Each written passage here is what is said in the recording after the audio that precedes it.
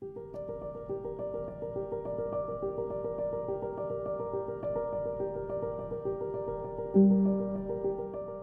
guys, how are you? This is episode 2 of the build of the 1/75th scale Santa Maria now from Olha. As you know and you see in the last episode, we painted it and primed it matte black, and now we are going to use some enamel colors. And why enamel? I wanted to do some painting with enamels, old-fashioned. I have here mission models acrylic and ochre acrylic paints, and they are awesome, truly are, but I just wanted to do an old-fashioned build, and I tend to think that I forget some things because we work with acrylics and it's not quite the same, but they are awesome paints also. First of all, be careful, okay? Work always in a well-ventilated space, a well-ventilated room, because of the thinner and the paints. I thinned the paint on a proportion of 2:1, okay? I wanted to give the model a very light, almost sometimes misty coat of brown on top of the black, because then I'm going to do some dry brushing and the texture will be created with some adding some dry brushing on the paint, and that's what I'm doing here, okay? So let's try to do this, and as always, I hope you are well, I hope you are safe, and I hope you enjoy this video.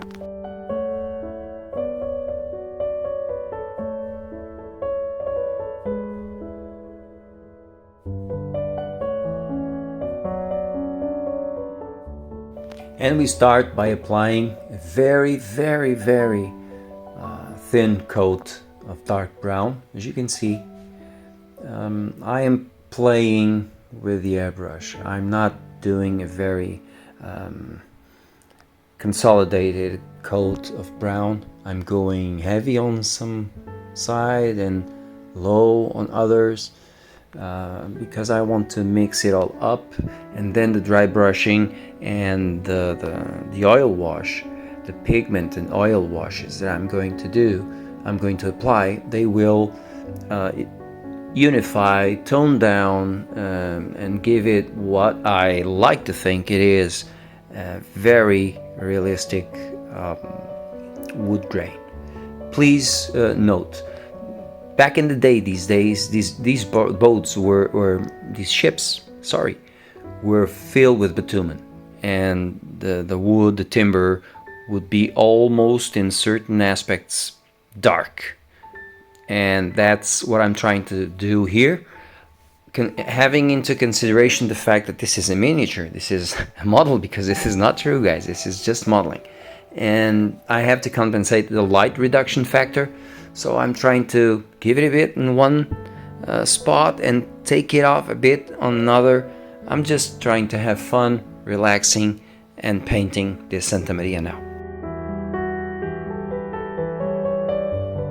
And by scale reduction factor, I'm referring to what is known as scale effect or scale color in the world of miniature painting and modeling. While I don't think that light reduction factor is a commonly used term for this, I'm sorry, but I usually use it. The scale effect is a phenomenon where colors or miniatures don't appear the same way to the human eye as they do on a full-sized object, So this is due to the way that light interacts with surfaces and the way our eyes perceive that color and detail in different scales. Because miniatures are much, much smaller, they reflect less light, and colors do appear darker and less vibrant than they would on a full-sized object. That's what I mean, and that's what I'm trying to play here with this model.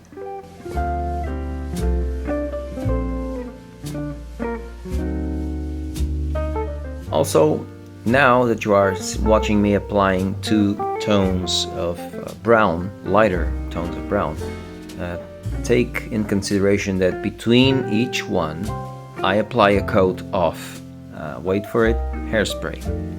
Why hairspray? Most of you already know it.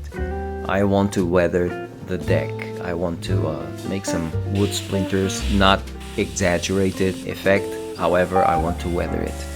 And that, the hairspray is going to, with the water, to just make the whole paint work look weathered, old, worn out.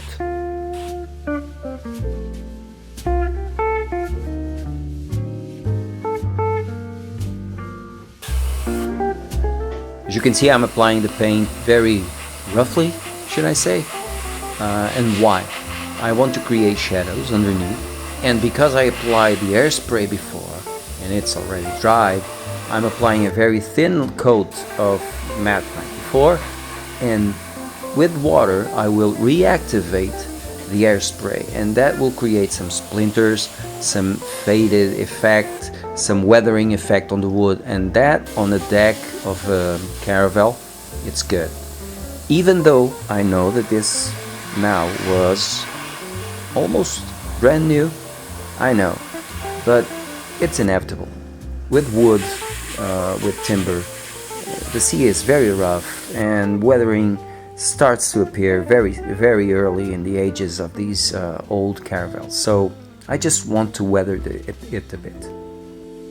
For those who want to know how this technique is applied, I explain it more ahead, okay? I will explain it in detail a bit more ahead. This exact color I'm using here, it's matte 94, which is kind of an ochre, light brown color with just a tiny bit of white, okay? This will just give it, in my opinion, the perfect tone of light and kind of new wood that I'm trying to depict, okay? Now dry brush with the same matte 94, but this time with no mix whatsoever. I give it a bit all around the painting work I did on the hull. Make sure that the brush is truly dry. It's dry paint, guys. I've been there, done that. I committed that sin a lot. So now, these days, I make sure that the brush is completely dry and it has only the paint pigments. And this will help to tone down and at the same time to make that little detail and texture pop up. And again, I don't want to be boring, but as you can see, my brush is totally dry. It has only the remaining dry pigment of that color of the paint. So that is what is important, because when I apply the brush, the pigment will only stick to the texture, okay, to the detail, to the crevasses, and that's what will make the difference.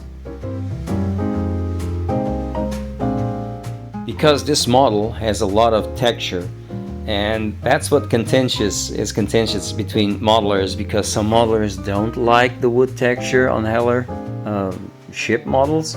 I can agree with that, but at the same time I think it's very cool and I like it. Why?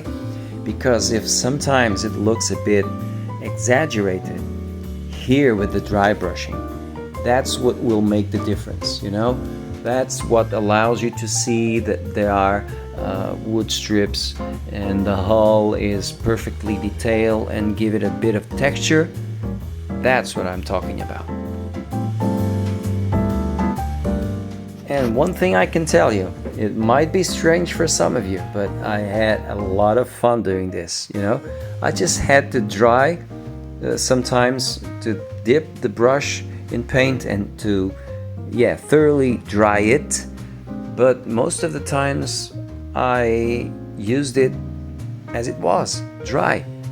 And I lost track of time doing this. Yes, it's a bit strange sometimes, but when you apply it, you see the difference.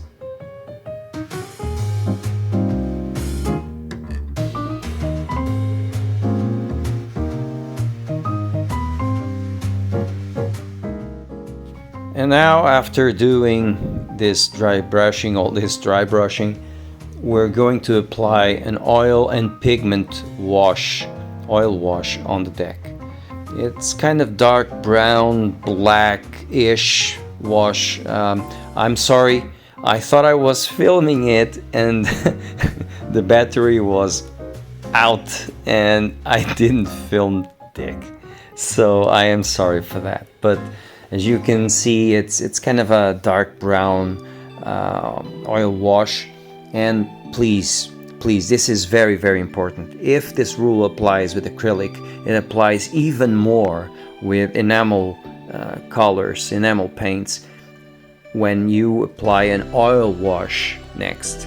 Remember, if you don't seal all your paintwork with a satin varnish or a clear varnish and a good seal, you will see your paintwork crumbling, okay? Be careful.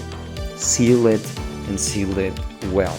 I'm not saying with a thick coat, but with a very uniform and very consistent coat, okay?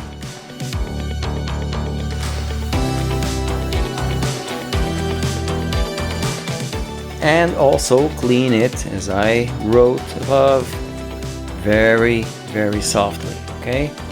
Allow the coat, the varnish coat to dry completely. I wouldn't say rock hardened, but almost. Allow it to dry. Apply the wash very, very softly and clean softly. Remember, work gently on this step, okay? And as you can see, this deck has very good vertical detail, wood strips, but has none horizontal.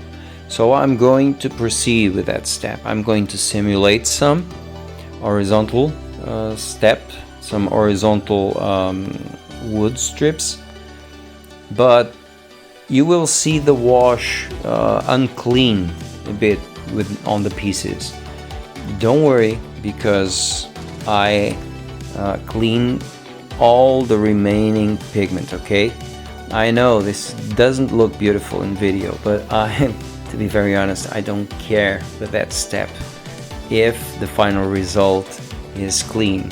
So sometimes I tend to start doing some things and then I go back. No problem at all. I cleaned everything on this oil wash. And as you can see, I applied it also all around the hull, okay? So this is an overall wash.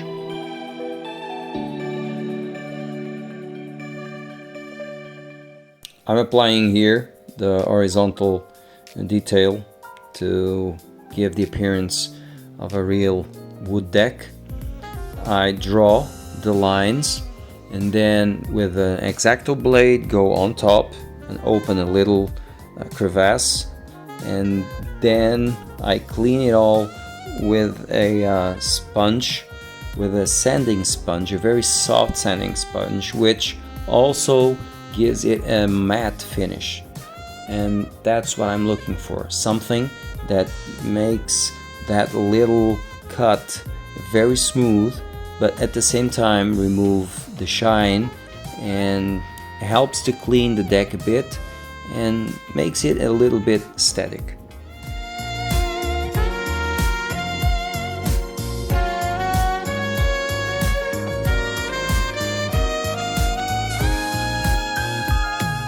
And this is Mr. Melanin foam. It's a very soft foam, a sanding sponge, and at the end gives a matte finish to all your work.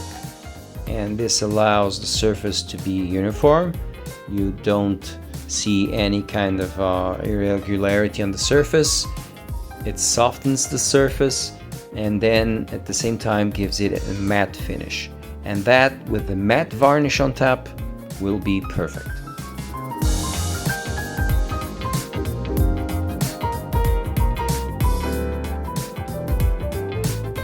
Looks much, much better, don't you think?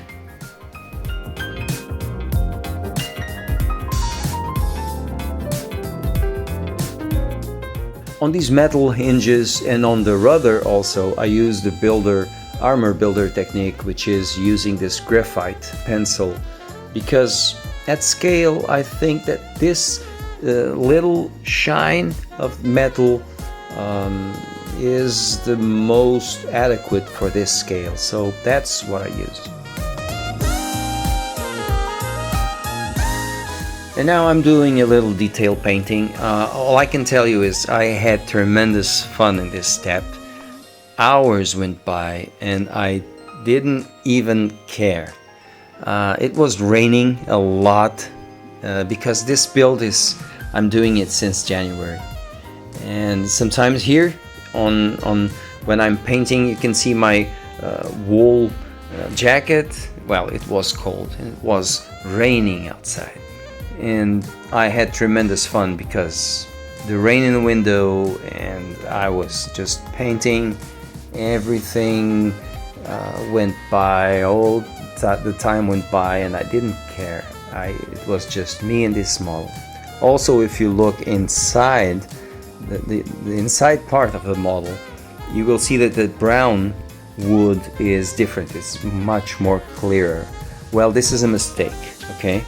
And it's such a mistake, in my humble opinion, that I changed to the same exact treatment I did on outside of the hull, okay? Because if this boat, this ship, was filled with bitumen, of course, the darker outside part was the same in the inside of the hull. So I changed that also.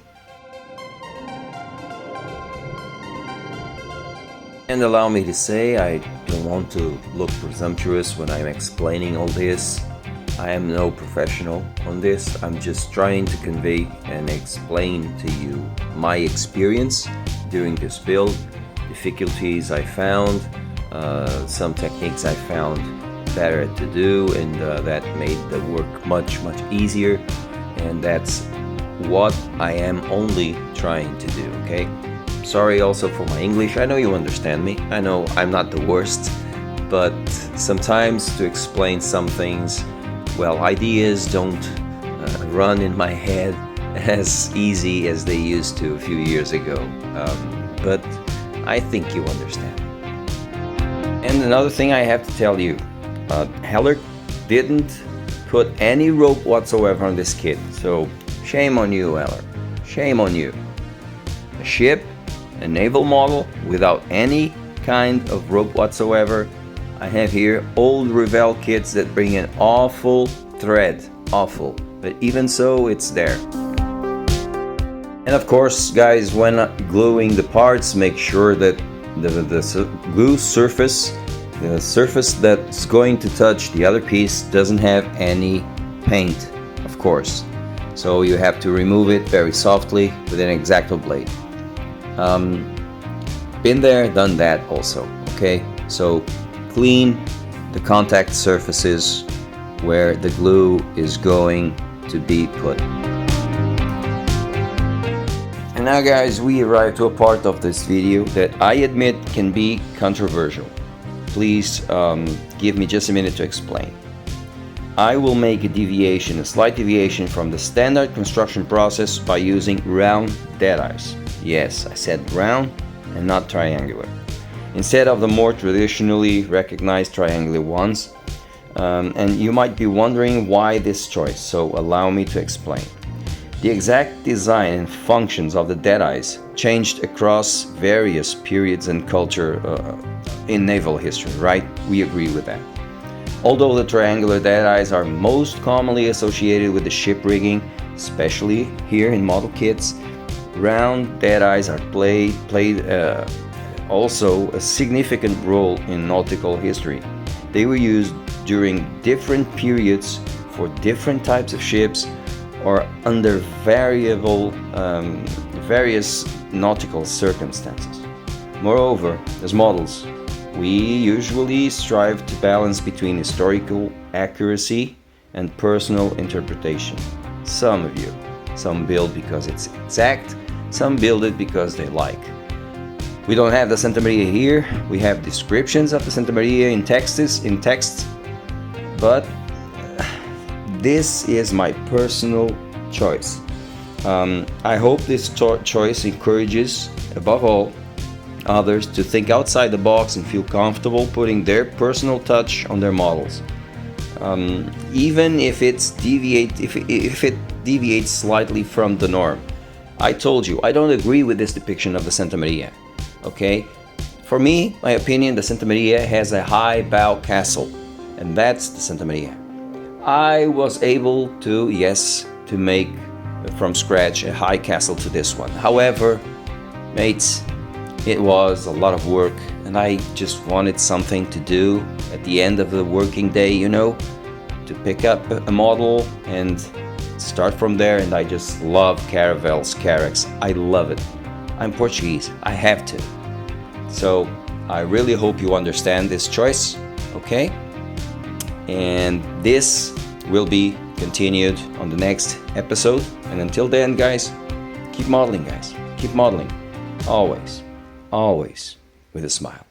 Stay safe.